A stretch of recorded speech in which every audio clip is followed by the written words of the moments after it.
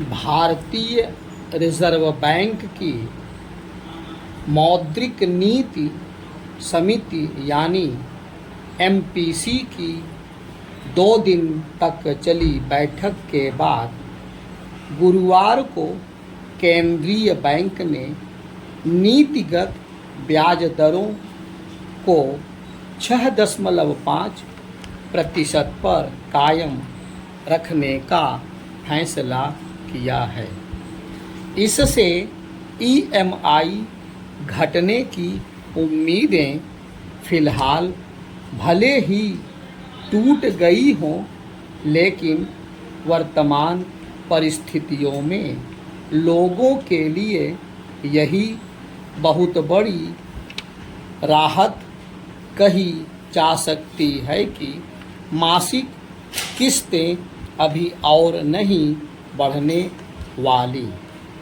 पिछले कुछ समय के दौरान महंगाई के मोर्चे पर मिली राहत से आरबीआई ने ब्याज दरों में बढ़ोतरी ना करना ही उचित समझा। इस लिहाज से उसका यह रुख अपेक्षा के अनुरूप ही रहा। हालांकि महंगाई को लेकर जोखिम अभी भी बने हुए हैं और रिजर्व बैंक भी इनसे भली भांति वाकिफ है, फिर भी इसे अनदेखा नहीं किया जा सकता कि जहां दुनिया भर में ब्याज दरों में बढ़ोतरी का सिलसिला जारी है, वहीं भारत में इस रुझान में कुछ स्थायित्व आया है।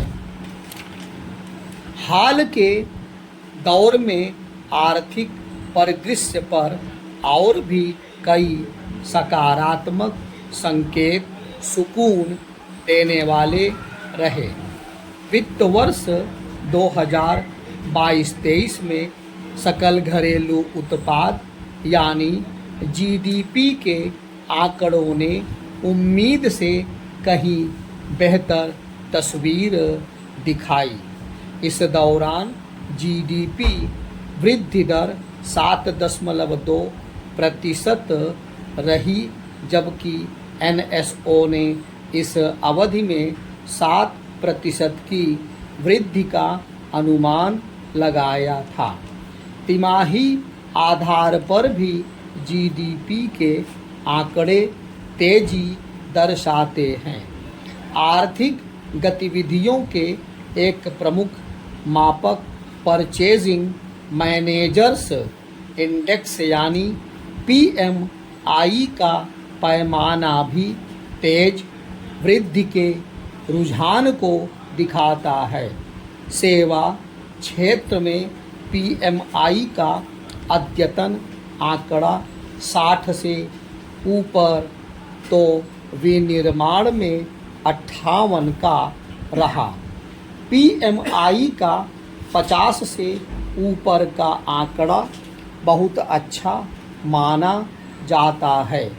इन सभी पहलुओं के आधार पर ही भारत विश्व की बड़ी अर्थव्यवस्थाओं में सबसे तेज वृद्धि दर्ज करने में सफल रहा है। चालू वित्त वर्ष की शुरुआत में भी भारतीय अर्थव्यवस्था के लिए अपेक्षाकृत बेहतर रही है। इस बीच कई कठिनाइयां दूर होती दिखी हैं। रूस यूक्रेन युद्ध के बाद अंतर्राष्ट्रीय बाजार में कुछ आवश्यक वस्तुओं के दाम बहुत ज़्यादा बढ़ गए थे। युद्ध के अनिश्चित दौर में दाखिल होने से इन वस्तुओं के संदर्भ में आर्थिक समीकरण बिगड़ते दिख रहे थे, लेकिन अच्छी बात यह है कि विश्व ने इस परिस्थिति से तालमेल बिठा लिया है। ऊर्जा संसाधनों से लेकर खाद्य वस्तुओं की कीमतों में आया स्थायित्व इसका संकेत कर रहा है। भारत के लिए भी आयात बिल पर इसके सकारात्मक परिणाम होंगे, जिससे चालू खाता घाटे की समस्या का कुछ हद तक समाधान निकलेगा। बीते वित्त वर्ष में क्रेडिट और कोविड के बाद पहली बार कई क्षेत्रों में सुधार भी देखने को मिला। कोविड प्रतिबंध हटने के बाद विशेष रूप से होटल, रेस्टोरेंट और विमानन क्षेत्र में ज़बरदस्त तेजी देखने को मिली। कृषि से लेकर कंस्ट्रक्शन जैसे बड़े रोजगार प्रदाता क्षेत्रों का भी बढ़िया प्रदर्शन देखने को मिला। घरेलू मांग विशेषकर शहरी क्षेत्र में उपभोग का स्तर सुधरा है। ऐसी अनुकूल परिस्थितियों के बावजूद कुछ कड़ी चुनौतियां अभी भी बनी हुई हैं, जिन्हें अनदेखा नहीं किया जा सकता। अमेरिका और यूरोप में इस समय आर्थिकी भले ही ठीक ठाक प्रदर्शन कर रही हो, लेकिन आने वाले समय में वहाँ आर्थिक मंदी की स्थिति को नकारा नहीं जा सकता। यदि इन बाजारों में मंदी ने दस्तक दी तो देश से होने वाले निर्यात पर भी उसका प्रतिकूल प्रभाव पड़ेगा, क्योंकि भारत में विनिर्मित वस्तु निर्यात का करीब 35% इन्हीं देशों को होता है। पश्चिमी देशों में मंदी का केवल निर्यात ही नहीं बल्कि देश में होने वाले प्रत्यक्ष विदेशी निवेश यानी FDI पर भी नकारात्मक असर पड़ेगा। पिछले वित्त वर्ष में FDI में कमी इसका संकेत करती है और यदि यह कमी चालू वित्त वर्ष में भी जारी रहती है तो कोई आश्चर्य नहीं होना चाहिए। अंकटाड से लेकर OECD की रिपोर्ट इस दिशा में काफ़ी कुछ कहती है। इसके बावजूद भारत G20 अर्थव्यवस्थाओं में ठीक ठाक FDI प्राप्त करने वाले देशों में ऊपरी पायदान पर बना रहेगा। इस समय विश्व की दिग्गज कंपनियां चीन से इतर अन्य किसी देश में अपनी वैकल्पिक विनिर्माण गतिविधियों को संचालित करने की रणनीति पर काम कर रही है। इसमें भारत भी एक प्रमुख दावेदार है, लेकिन इस मामले में एक आकर्षक निवेश गंतव्य बनने के लिए भारत को कई पहलुओं को दुरुस्त करना होगा। इससे न केवल देश में विदेशी निवेश की राह खुलेगी बल्कि विनिर्माण गतिविधियों को बढ़ावा मिलने के साथ ही रोजगार सृजन एवं निर्यात में भी तेजी आएगी। मोबाइल हैंडसेट विनिर्माण इसका एक बड़ा उदाहरण है, जहां बड़े पैमाने पर देश से निर्यात होना शुरू हुआ है।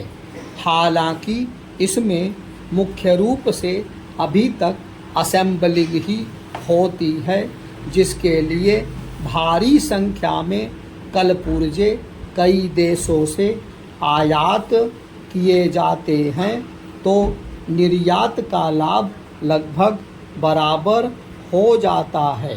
इसलिए चीन+1 की वैश्विक रणनीति में भारत को एक प्रमुख खिलाड़ी के रूप में उभारने की राह में आने वाले अवरोधों को अविलंब दूर करना आवश्यक है। पिछले 2 महीनों के दौरान महंगाई से कुछ राहत जरूर मिली है, लेकिन उससे जुड़े हुए जोखिम अभी भी कायम हैं। मानसून सामान्य रहने के पूर्वानुमान के बावजूद अल नीनो की आशंका बनी हुई है, जिससे वर्षा की प्रकृति एवं वितरण के प्रभावित होने की आशंका है। चिंता केवल मानसून तक ही सीमित नहीं है, बल्कि जलवायु परिवर्तन से उपजने वाली प्रतिकूल मौसमी परिघटनाओं से भी मौसम के बारे में आकलन लगाना बहुत कठिन एवं अनिश्चित हो गया है। ऐसे में यदि अल नीनो और अन्य मौसमी परिघटनाओं का असर कुछ ज़्यादा ही दिखा, तो कृषि उत्पादन पर प्रभाव पड़ना स्वाभाविक है। पिछले कुछ समय से लगातार मेहरबान रहे मानसून और कृषि क्षेत्र के बेहतर प्रदर्शन के बावजूद अनाज भंडारों पर दबाव पहले से ही चिंता की घंटी बजा रहा है।